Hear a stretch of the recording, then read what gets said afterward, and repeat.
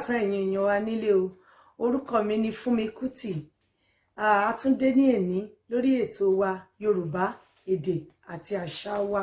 Ní èní kí a tó máa tẹ̀síwájú, a fẹ́ fi àsìkò yìí dúpẹ́ lọ́wọ́ gbogbo àwọn èèyàn wa tí wọ́n ti bá wa subscribe. Ẹ̀yin brọ̀dá wa, sìstá wa, dáàdì wa àti mọ́mì wa, a dúpẹ́ lọ́wọ́ yín gidigidi. Ẹ jọ̀ọ́, a fẹ́ kẹ́ tún máa bá wa subscribe, ẹ bá wa share, ẹ bá wa like ètò yìí. Ní àsìkò yìí a fẹ́ kí ẹ pé àwọn ọmọ nílé, àwọn àbúrò wa, àwọn tó ń struggle láti sọ Yorùbá. A fẹ́ kí wọ́n wá kọ́ èdè wa yìí. Ẹ pè wọ́n jáde kí wọ́n wá kọ́. Torí èdè wa yìí, bí a ti sọ sẹ́lẹ̀, ó ṣe pàtàkì, ó ṣe kókó. Ní ìlú Brazil, a gbọ́ wípé wọ́n ti sọ èdè yìí, ó ti di ọ̀kan lára àwọn official language wọn níbẹ̀. Kí ló wá ṣe àwa tá a jẹ́ ọmọ Yorùbá tí a ní gbé èdè wa ga ní ìlú òyìnbó tí a bára wa? Ẹ jẹ́ ká gbé e lárugẹ. Nítorí náà, ní báyìí a ó máa lọ sínú nǹkan tí a ní ní èní. Tọ́pìkì tá kọ́kọ́ fẹ́ kọ́ òun ni ọjọ́ láàrin ọ̀sẹ̀. Ọjọ́ ní àárín ọ̀sẹ̀. A máa sọ òyìnbó díẹ̀díẹ̀, èdè Gẹ̀ẹ́sì díẹ̀díẹ̀, nítorí àwọn èèyàn wa kan tí wọ́n sọ pé wọ́n fẹ́ máa gbọ́ díẹ̀díẹ̀ so that a lè yé wọn. So on today's program, we'll be doing days of the week. We will say it in English and we will say it in Yoruba. The days of the week: Sunday is Àìkú, Monday Ajé, Tuesday Ìṣẹ́gun, Wednesday Ọjọ́rú, Thursday Ọjọ́bọ̀, Friday Ẹtì, and Saturday Àbámẹ́ta. Ọrẹ Olúwa yóò máa kọ ní orin fún wa bí a ti ń bá ètò náà lọ. Ẹ máa bá wa ká lọ. Ẹ káàsán mà, ẹ káàsán sà, orúkọ mi ni Ọrẹolúwa Kútì. Mo fẹ́ ka days of the week: Àìkú, Ajé, Ìṣẹ́gun, Ọjọ́rú, Ọjọ́bọ̀, Ẹtì, Àbámẹ́ta. Àìkú, Ajé, Ìṣẹ́gun, Ọjọ́rú, Ọjọ́bọ̀, Ẹtì, Àbámẹ́ta.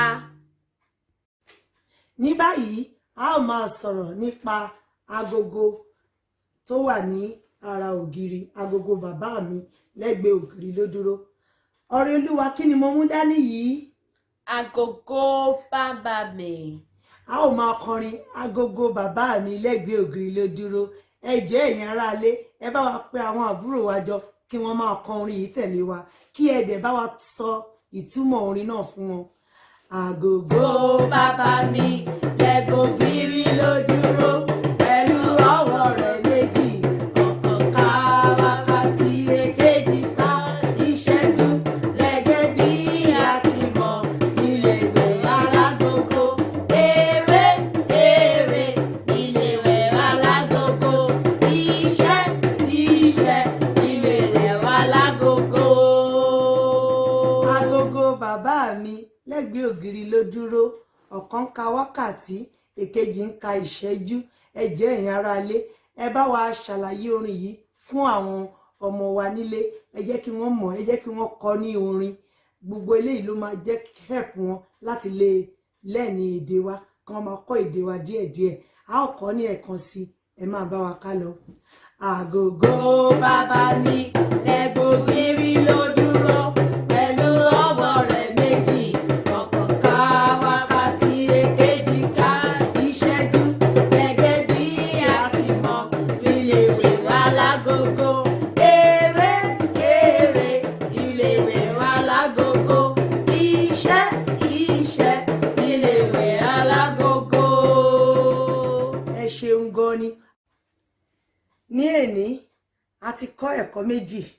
A kọ́ nípa ọjọ́ láàrin ọ̀sẹ̀, days of the week, in Yoruba and in English. A tún kọ́ agogo bàbá mi. Ẹ̀yin èèyàn wa nílé, ẹ jọ̀ọ́ ẹ bá wa pè àwọn àbúrò wa jọ kí wọ́n máa gbọ́ ètò yìí. Ẹ jẹ́ kí wọ́n máa kọ́, ẹ jẹ́ kí wọ́n mọ̀ èdè wa, àṣà wa ni ó ṣe pàtàkì, ó ṣe kókó. Ẹ jọ̀ọ́ ẹ bá wa subscribe, ẹ bá wa like, ẹ bá wa share. Títí di ọ̀sẹ̀ tó ń bọ̀, ó dìgbà kan náà. Ẹ ṣeun.